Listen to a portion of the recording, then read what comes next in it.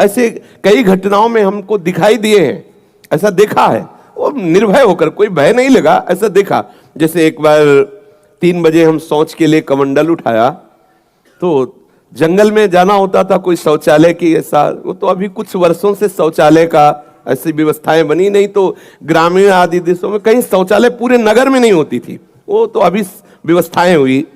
तो कमंडल लेकर शौच के लिए निकले तो देखा कि गांव के बाहर एक नववधू लोटा लिए शौच के लिए जा रही। तो हम खड़े हो गए कि ये जिस दिशा को जाए उससे विपरीत दिशा में हम, वो खड़ी हो गई। फिर विचार किया कि हमें लगता है ये यहीं शौच में बैठना चाहती, तो हमने रफ्तार बढ़ाई। जब रफ्तार बढ़ाई तो देखा कुछ दूर आगे जा रही, तो लगा कि ये तो पीछे खड़ी थी, आगे। हमारा ये था कि हम कभी डरने वाली स्थिति में अपने को नहीं खड़ा करते। हमारे मन में आया कि नहीं नहीं, ये मेरा भ्रम है, वो हमसे आगे निकल गई होगी। जब वो आगे गई तो हम पीछे मुड़े तो देखा हमारे दूसरे रास्ते में खड़ी। अब हमें पक्का विश्वास हो गया कि ये कोई स्त्री नहीं है, कोई पतित आत्मा है जो इस रूप में है। जोर से भगवान नाम उच्चारण, खत्म खेल। ना कोई भय और ना वो हमें दोबारा दिखाई दी। एक बार ऐसा हुआ कि सैमसी में जहां गुरु आश्रम है, तो एक खंडेर था, और हमें खंडेर बहुत प्रिय है शुरू से। ऐसा मतलब बिगड़ेल स्थान, पुराना वृक्ष या ऐसे कोई कुटिया, ऐसे पहले संन्यास मार्ग में ऐसे रहना अच्छा लगता था कि जहां जिसका किसी काल। तो रात्रि में उस खंडहर में जाकर के लेटे, वहां के लोगों ने रोका, आश्रम वाले लोगों, वहां मत जाइए। हम सोचा आश्रम के कई लोग यहाँ लेटते हैं तो बातचीत करेंगे, इसलिए एकांत। जे ही गए तो अंदर मंत्र चल रहा था, और एक छोटी सी टार्च सिराने, एक छोटी सी घड़ी दुप दुप वाली, क्योंकि उसे पता चले ना तो मतलब टाइम का। तो ऐसे रख के वैसे से थोड़ा ही लेटे, तो उस समय जटाएं बड़ी बड़ी थी, इतनी इतनी, तो ऐसे उनको तकिया की तरह जटा रखे। तो ऐसा लगा जैसे कोई हमें बहुत जोर से दबाने की चेष्टा कर रहा है।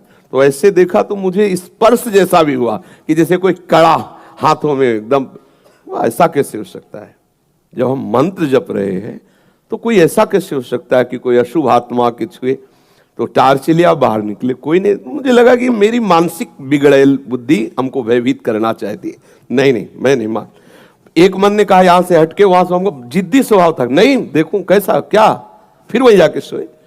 थोड़ी ही देर में फिर स्पष्ट अनुभव हुआ कि ऐसे। तब हम बैठ गए तत्काल मंत्र जपते हुए। फिर हम कहा अब यहाँ ठीक नहीं है, क्योंकि बार बार विक्षेप डालेगा। मंदिर में गए, उन लोगों से कहा, बोले अब जानते कि वहां है, आप क्यों गए ऐसा? तो हमने जीवन में देखा है कि अगर कहीं ऐसी प्रेत आत्मा आदि हो, वो आपको परेशान नहीं कर सकती। आपको जैसे गोकर्ण के सामने धुंधकारी प्रकट हुआ, कभी वो अग्नि बनता, कभी वो ये बनता, कभी भेड़ बनता, कभी सिंह, समझ गए अधोगति को प्राप्त। लेकिन कोई ऐसा नहीं कि उनका अनिष्ट करे और रो के कह रहा था कि मेरा उद्धार कर दो, मेरा कल्याण कर दो।